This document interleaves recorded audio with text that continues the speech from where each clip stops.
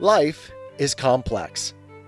Join us for the simple gifts of wisdom, love, and delight in the written word.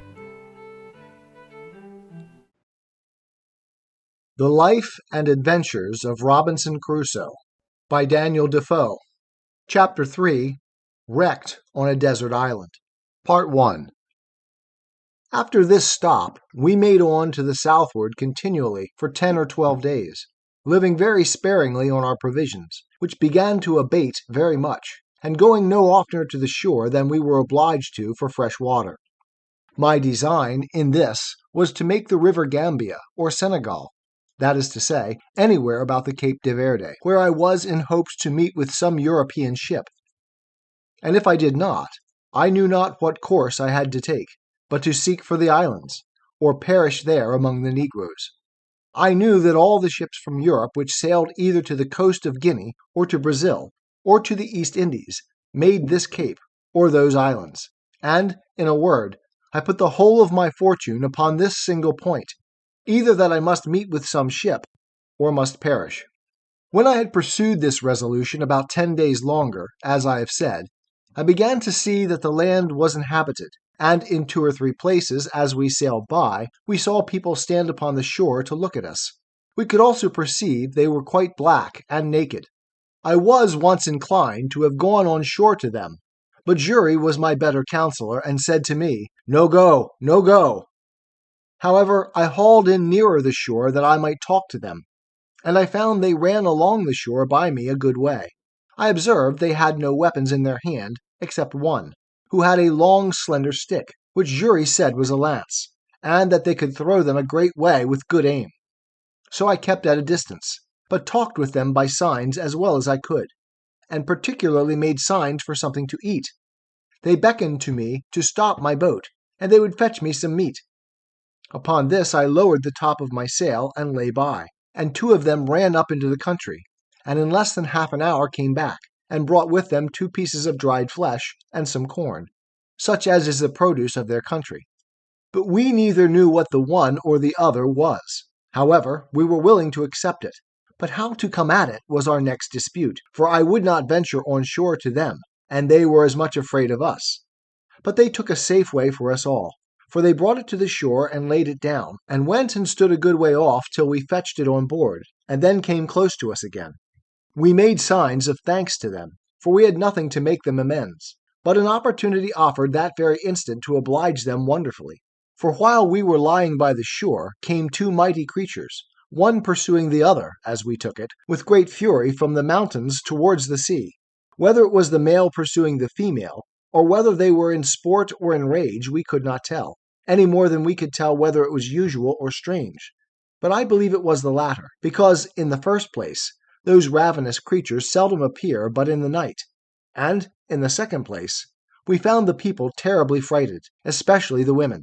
The man that had the lance or dart did not fly from them, but the rest did. However, as the 2 creatures ran directly into the water, they did not offer to fall upon any of the negroes, but plunged themselves into the sea and swam about, as if they had come for their diversion. At last one of them began to come nearer our boat than at first I expected. But I lay ready for him, for I had loaded my gun with all possible expedition, and bade Jury load both the others. As soon as he came fairly within my reach, I fired, and shot him directly in the head. Immediately he sank down into the water, but rose instantly and plunged up and down, as if he were struggling for life, and so indeed he was. He immediately made to the shore, but between the wound, which was his mortal hurt, and the strangling of the water, he died just before he reached the shore. It is impossible to express the astonishment of these poor creatures at the noise and fire of my gun. Some of them were even ready to die for fear, and fell down as dead with the very terror. But when they saw the creature dead, and sunk in the water, and that I made signs to them to come to the shore, they took heart, and came, and began to search for the creature. I found him by his blood staining the water, and by the help of a rope, which I slung round him, and gave the negroes to haul, they dragged him on shore, and found that it was a most curious leopard, spotted, and fine to an admirable degree, and the negroes held up their hands with admiration, to think what it was I had killed him with.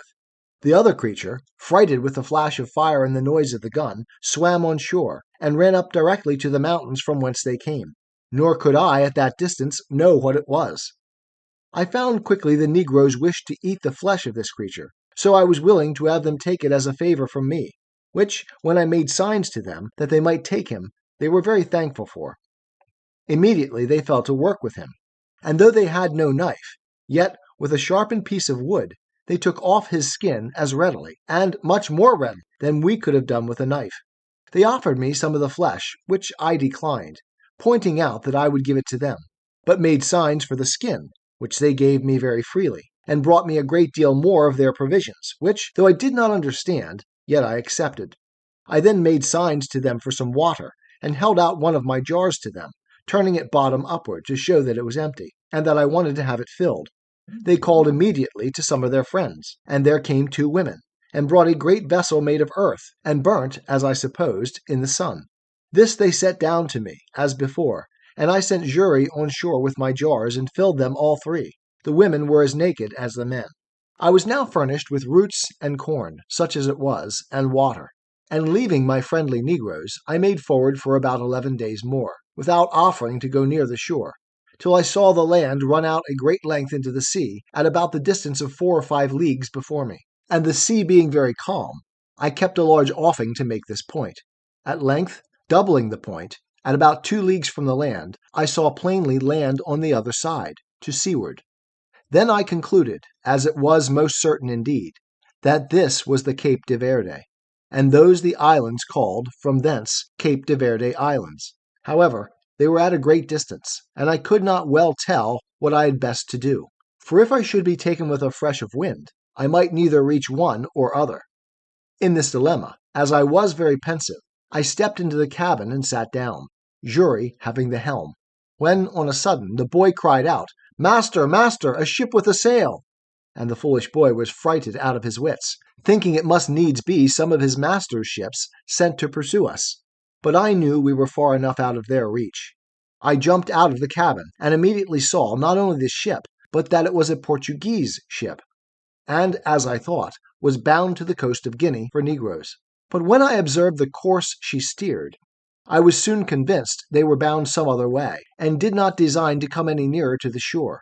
Upon which I stretched out to sea as much as I could, resolving to speak with them, if possible. With all the sail I could make, I found I should not be able to come in their way, but that they would be gone before I could make any signal to them.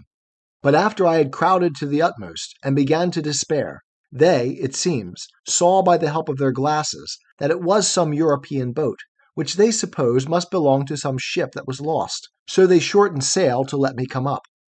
I was encouraged with this, and as I had my patron's ancient on board, I made a waft of it to them, for a signal of distress, and fired a gun, both which they saw, for they told me they saw the smoke, though they did not hear the gun. Upon these signals they very kindly brought to, and lay by for me, and in about 3 hours' time I came up with them. They asked me what I was in Portuguese, and in Spanish, and in French, but I understood none of them. But at last a Scotch sailor, who was on board, called to me, and I answered him, and told him I was an Englishman, that I had made my escape out of slavery from the Moors at Sallee. They then bade me come on board, and very kindly took me in, and all my goods. It was an inexpressible joy to me, which anyone will believe, that I was thus delivered, as I esteemed it, from such a miserable and almost hopeless condition as I was in. And I immediately offered all I had to the captain of the ship, as a return for my deliverance. But he generously told me he would take nothing from me, but that all I had should be delivered safe to me when I came to the Brazils. "For," says he, "I have saved your life on no other terms than I would be glad to be saved myself, and it may, one time or other, be my lot to be taken up in the same condition. Besides," said he, "when I carry you to the Brazils, so great away from your own country, if I should take from you what you have, you will be starved there, and then I only take away that life I have given. No, no," says he, "Señor Inglese," Mr. Englishman, "I will carry you thither in charity, and those things will help to buy your subsistence there, and your passage home again." As he was charitable in this proposal, so he was just in the performance to a tittle, for he ordered the seamen that none should touch anything that I had, and then he took everything into his own possession, and gave me back an exact inventory of them, that I might have them, even to my 3 earthen jars. As to my boat, it was a very good one, and that he saw, and told me he would buy it of me for his ship's use, and asked me what I would have for it. I told him he had been so generous to me in everything that I could not offer to make any price of the boat, but left it entirely to him. Upon which he told me he would give me a note of hand to pay me 80 pieces of 8 for it at Brazil. And when it came there, if anyone offered to give more, he would make it up. He offered me also 60 pieces of 8 more for my boy Jury, which I was loath to take. Not that I was unwilling to let the captain have him, but I was loath to sell the poor boy's liberty, who had assisted me so faithfully in procuring my own. However, when I let him know my reason, he owned it to be just, and offered me this medium, that he would give the boy an obligation to set him free in 10 years, if he turned Christian. Upon this, and Jury saying he was willing to go to him, I let the captain have him. We had a very good voyage to the Brazils, and I arrived in the Bay de Todos los Santos, or All Saints' Bay, in about 22 days after, and now I was once more delivered from the most miserable of all conditions of life. And what to do next with myself I was to consider. The Life and Adventures of Robinson Crusoe by Daniel Dafoe. Chapter 3, Wrecked on a Desert Island. Part 2. And what to do next with myself I was to consider. The generous treatment the captain gave me I can never enough remember.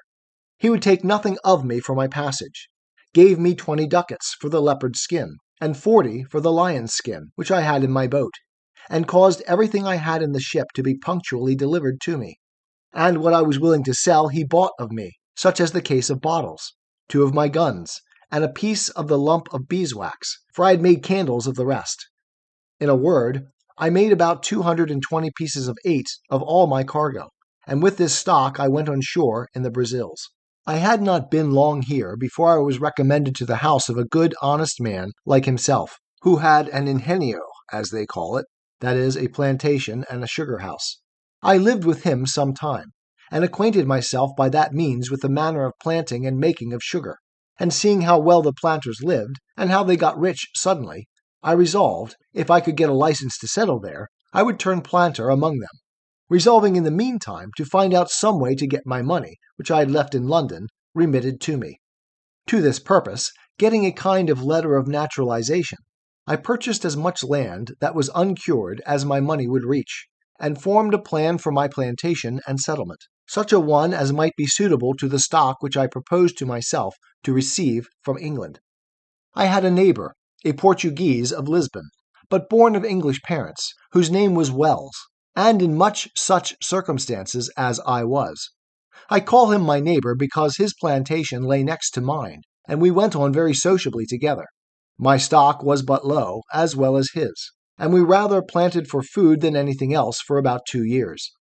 However, we began to increase, and our land began to come into order, so that the 3rd year we planted some tobacco, and made each of us a large piece of ground ready for planting canes in the year to come. But we both wanted help, and now I found, more than before, I had done wrong in parting with my boy Jury. But alas, for me to do wrong that never did right was no great wonder. I had no remedy but to go on. I had got into an employment quite remote to my genius, and directly contrary to the life I delighted in, and for which I forsook my father's house, and broke through all his good advice. Nay, I was coming into the very middle station, or upper degree of low life which my father advised me to before, and which, if I resolved to go on with, I might as well have stayed at home, and never have fatigued myself in the world as I had done. And I used often to say to myself, I could have done this as well in England, among my friends, as have gone 5,000 miles off to do it among strangers and savages in a wilderness, and at such a distance as never to hear from any part of the world that had the least knowledge of me. In this manner I used to look upon my condition with the utmost regret. I had nobody to converse with, but now and then this neighbor. No work to be done, but by the labor of my hands. And I used to say I lived just like a man cast away upon some desolate island, that had nobody there but himself. But how just has it been, and how should all men reflect, that when they compare their present conditions with others that are worse, heaven may oblige them to make the exchange. and be convinced of their former felicity by their experience.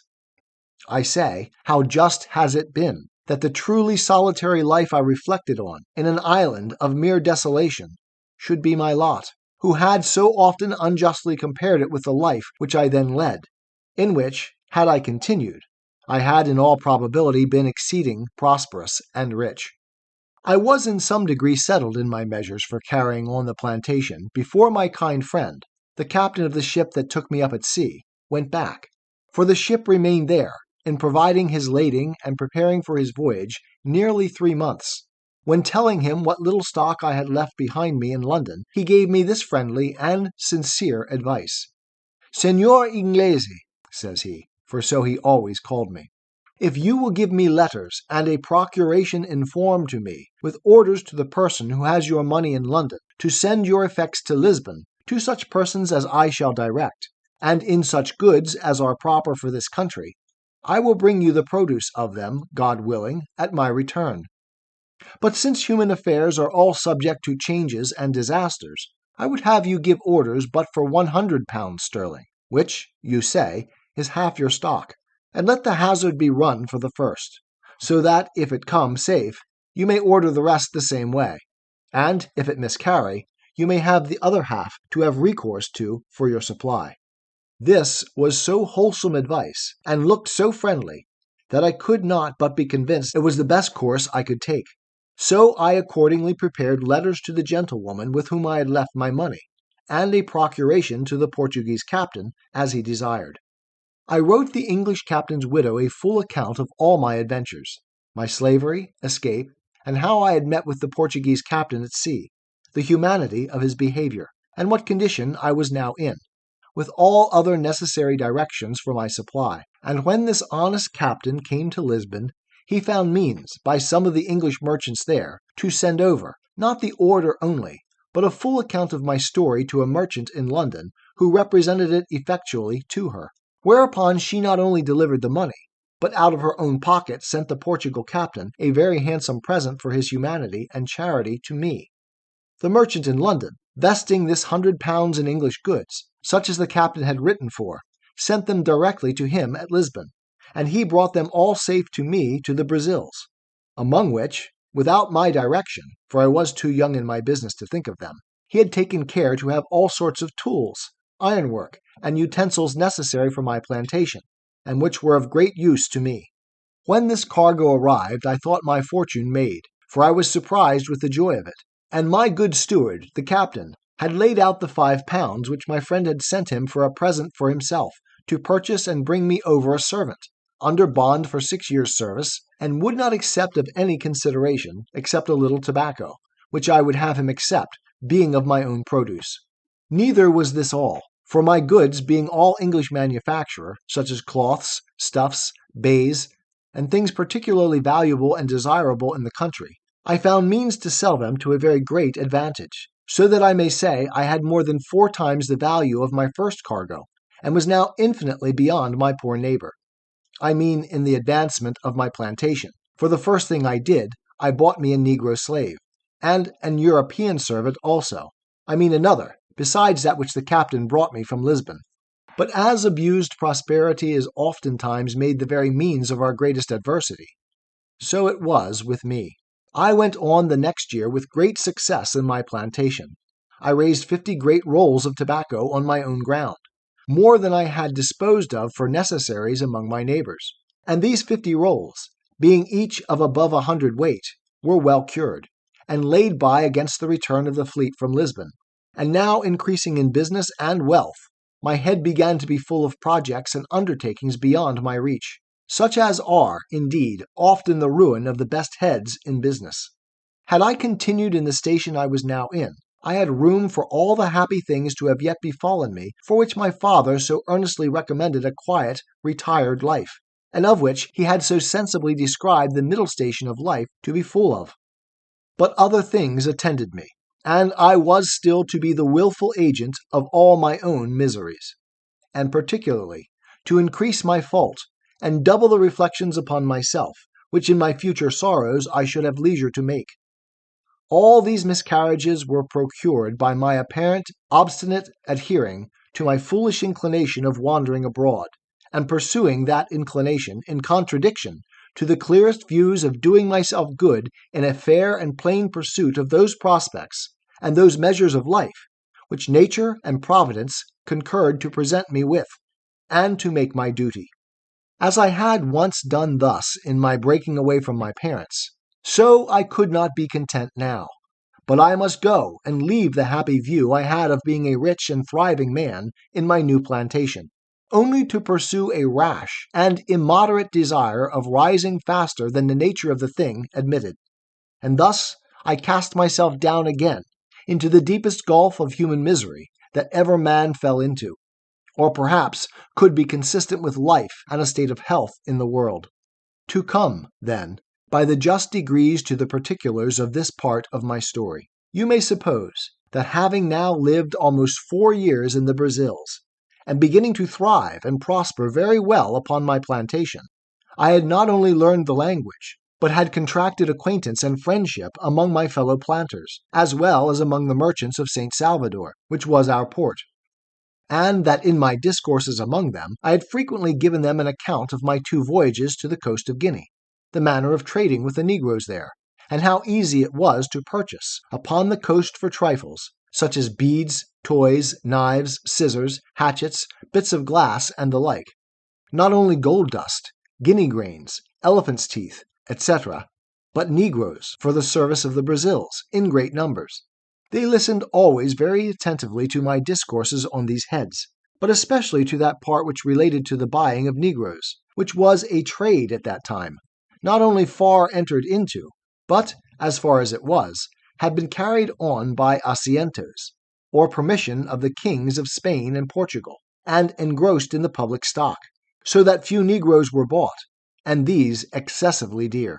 It happened, being in company with some merchants and planters of my acquaintance, and talking of those things very earnestly, 3 of them came to me next morning, and told me they had been musing very much upon what I had discoursed with them of the last night, and they came to make a secret proposal to me, and, after enjoining me to secrecy, they told me that they had a mind to fit out a ship to go to Guinea, that they had all plantations as well as I, and were straitened for nothing so much as servants. That as it was a trade that could not be carried on, because they could not publicly sell the negroes when they came home, so they desired to make but one voyage, to bring the negroes on shore privately, and divide them among their own plantations. And, in a word, the question was whether I would go their supercargo in the ship, to manage the trading part upon the coast of Guinea, and they offered me that I should have my equal share of the negroes, without providing any part of the stock. This was a fair proposal, it must be confessed, had it been made to anyone that had not had a settlement and a plantation of his own to look after, which was in a fair way of coming to be very considerable, and with a good stock upon it. But for me, that was thus entered and established, and had nothing to do but to go on as I had begun for 3 or 4 more years, and to have sent for the other £100 from England, and who in that time, and with that little addition, could scarce have failed of being worth £3,000 or £4,000 sterling, and that increasing too. For me to think of such a voyage was the most preposterous thing that ever man in such circumstances could be guilty of. But I, that was born to be my own destroyer, could no more resist the offer than I could restrain my first rambling designs when my father's good counsel was lost upon me. In a word, I told them I would go with all my heart if they would undertake to look after my plantation in my absence, and would dispose of it to such as I should direct if I miscarried.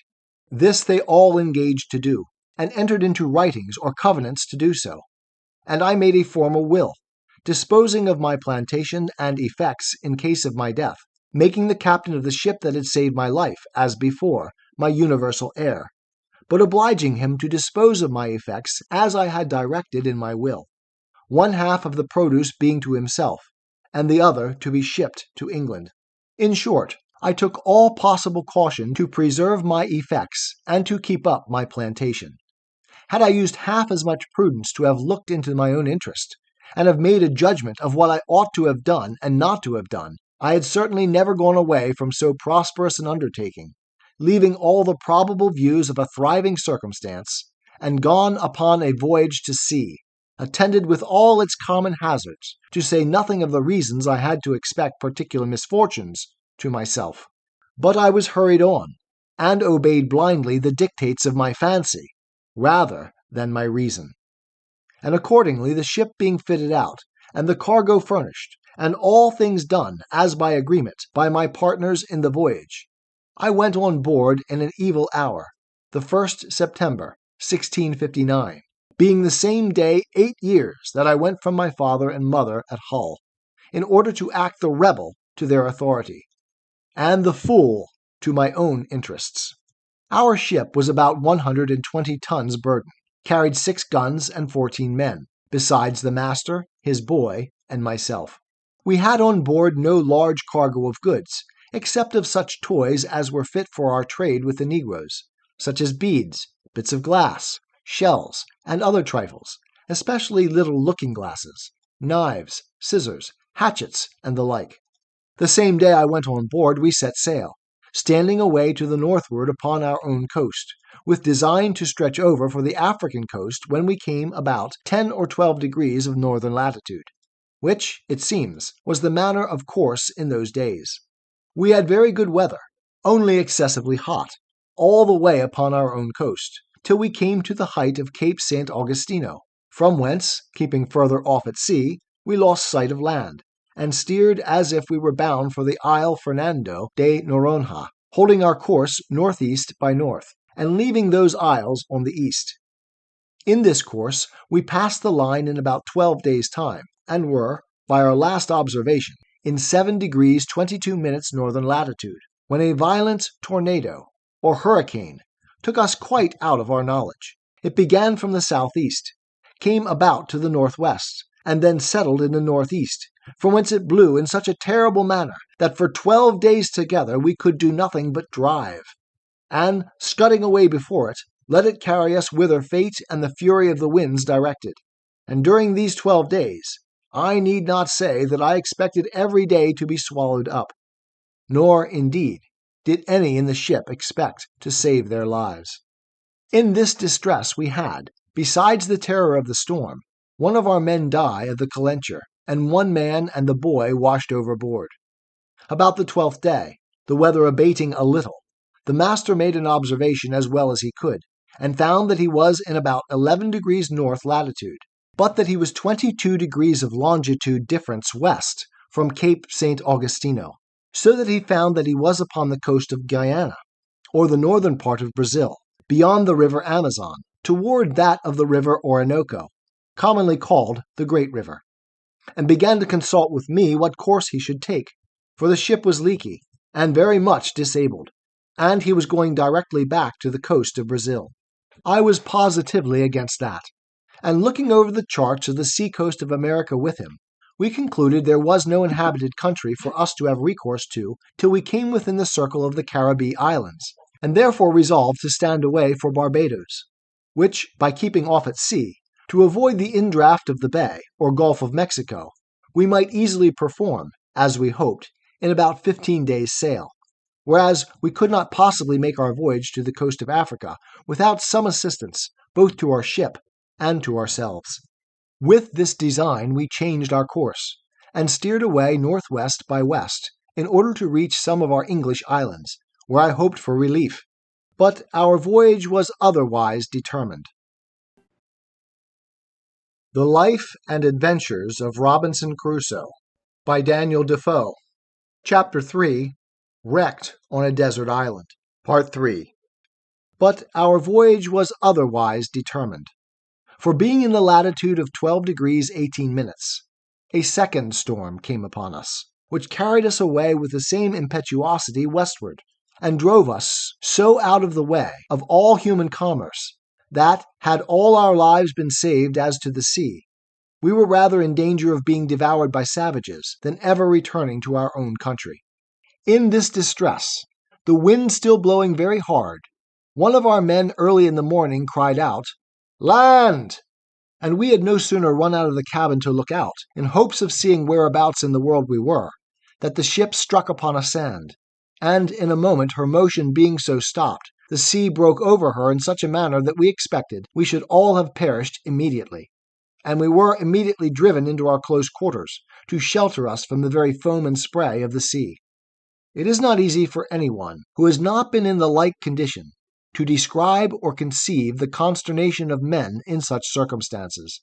We knew nothing where we were, or upon what land it was we were driven, whether an island or the main, whether inhabited or not inhabited. As the rage of the wind was still great, though rather less than at first, we could not so much as hope to have the ship hold many minutes without breaking into pieces, unless the winds, by a kind of miracle, should turn immediately about. In a word, we sat looking upon one another, and expecting death every moment, and every man, accordingly, preparing for another world. For there was little or nothing more for us to do in this. That which was our present comfort, and all the comfort we had, was that, contrary to our expectation, the ship did not break yet, and that the master said the wind began to abate. Now, though we thought that the wind did a little abate, yet the ship having thus struck upon the sand, and sticking too fast for us to expect her getting off, we were in a dreadful condition indeed, and had nothing to do but to think of saving our lives as well as we could. We had a boat at our stern just before the storm, but she was first staved by dashing against the ship's rudder, and in the next place she broke away, and either sunk or was driven off to sea, so there was no hope from her. We had another boat on board, but how to get her off into the sea was a doubtful thing.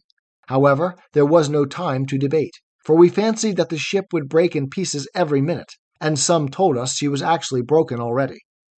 In this distress the mate of our vessel laid hold of the boat, and with the help of the rest of the men got her slung over the ship's side, and getting all into her let go, and committed ourselves, being 11 in number, to God's mercy and the wild sea.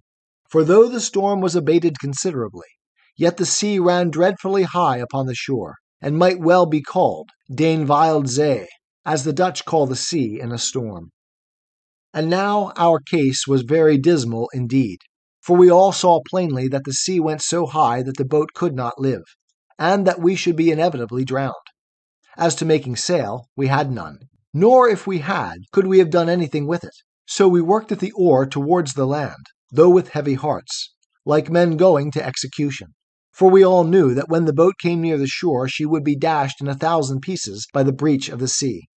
However, we committed our souls to God in the most earnest manner, and the wind driving us towards the shore, we hastened our destruction with our own hands, pulling as well as we could towards land. What the shore was, whether rock or sand, whether steep or shoal, we knew not. The only hope that could rationally give us the least shadow of expectation was, if we might find some bay or gulf, or the mouth of some river, where by great chance we might have run our boat in, or got under the lee of the land, and perhaps made smooth water. But there was nothing like this appeared. But as we made nearer and nearer the shore, the land looked more frightful than the sea. After we had rowed, or rather driven about 1.5 leagues, as we reckoned it, a raging wave, mountain-like, came rolling astern of us, and plainly bade us expect the coup de grace. It took us with such a fury that it overset the boat at once, and separating us as well from the boat as from one another, gave us no time to say, O God, for we were all swallowed up in a moment. Nothing can describe the confusion of thought which I felt when I sank into the water. For though I swam very well, yet I could not deliver myself from the wave so as to draw breath, till that wave having driven me, or rather carried me, a vast way on towards the shore, and having spent itself, went back, and left me upon the land almost dry, but half dead with the water I took in. I had so much presence of mind, as well as breath left, that seeing myself nearer the mainland than I expected, I got upon my feet, and endeavored to make on towards the land as fast as I could before another wave should return and take me up again. But I soon found it was impossible to avoid it, for I saw the sea come after me as high as a great hill, and as furious as an enemy, which I had no means or strength to contend with. My business was to hold my breath, and raise myself upon the water if I could, and so, by swimming, to preserve my breathing and pilot myself towards the shore, if possible, my greatest concern now being that the sea, as it would carry me a great way towards the shore when it came on, might not carry me back again with it when it gave back towards the sea. The wave that came upon me again buried me at once 20 or 30 feet in its own body, and I could feel myself carried with a mighty force and swiftness towards the shore, a very great way. But I held my breath, and assisted myself to swim still forward with all my might. I was ready to burst with holding my breath, when, as I felt myself rising up, so to my immediate relief, I found my head and hands shoot out above the surface of the water. And though it was not 2 seconds of time that I could keep myself so, yet it relieved me greatly, gave me breath, and new courage. I was covered again with water a good while, but not so long but I held it out. And finding the water had spent itself, and began to return, I struck forward against the return of the waves, and felt ground again with my feet. I stood still a few moments to recover my breath, until the waters went from me, and then took to my heels and ran with what strength I had further towards the shore. But neither would this deliver me from the fury of the sea, which came pouring in after me again. And twice more I was lifted up by the waves and carried forward as before, the shore being very flat. The last time of these two had well nigh been fatal to me, for the sea, having hurried me along as before, landed me, or rather dashed me against a piece of rock, and that with such force that it left me senseless, and indeed helpless, as to my own deliverance. For the blow taking my side and breast beat the breath as it were quite out of my body, and had it returned again immediately, I must have been strangled in the water. But I recovered a little before the return of the waves, and seeing I should be covered again with water, I resolved to hold fast by a piece of the rock, and so to hold my breath, if possible, till the wave went back.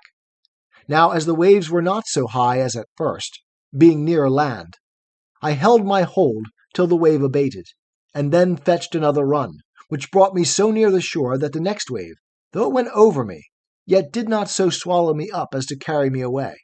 And the next run I took, I got to the mainland, where, to my great comfort, I clambered up the cliffs of the shore, and sat me down upon the grass, free from danger, and quite out of the reach of the water. I was now landed and safe on shore, and began to look up and thank God that my life was saved, in a case wherein there was some minutes before scarce any room to hope.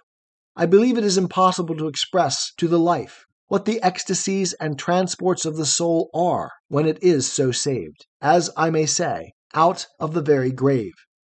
And I do not wonder now at the custom, when a malefactor, who has the halter about his neck, is tied up, and just going to be turned off, and has a reprieve brought to him. I say, I do not wonder that they bring a surgeon with it, to let him blood that very moment they tell him of it, that the surprise may not drive the animal spirits from the heart and overwhelm him. Quote, for sudden joys, like griefs, confound at first. End quote. I walked about on the shore, lifting up my hands and my whole being, as I may say, wrapped up in a contemplation of my deliverance, making 1,000 gestures and motions which I cannot describe, reflecting upon all my comrades that were drowned, and that there should not be one soul saved but myself. For as to them, I never saw them afterwards, or any sign of them, except 3 of their hats, 1 cap, and 2 shoes that were not fellows. I cast my eye to the stranded vessel, when the breach and froth of the sea being so big, I could hardly see it, it lay so far off, and considered, Lord, how was it possible I could get on shore? After I had solaced my mind with the comfortable part of my condition, I began to look round me, to see what kind of place I was in, and what was next to be done. And I soon found my comforts abate, and that, in a word, I had a dreadful deliverance, for I was wet, had no clothes to shift me, nor anything either to eat or drink to comfort me. Neither did I see any prospect before me but that of perishing with hunger, or being devoured by wild beasts. And that which was particularly afflicting to me was, that I had no weapon, either to hunt and kill any creature for my sustenance, or to defend myself against any other creature that might desire to kill me for theirs.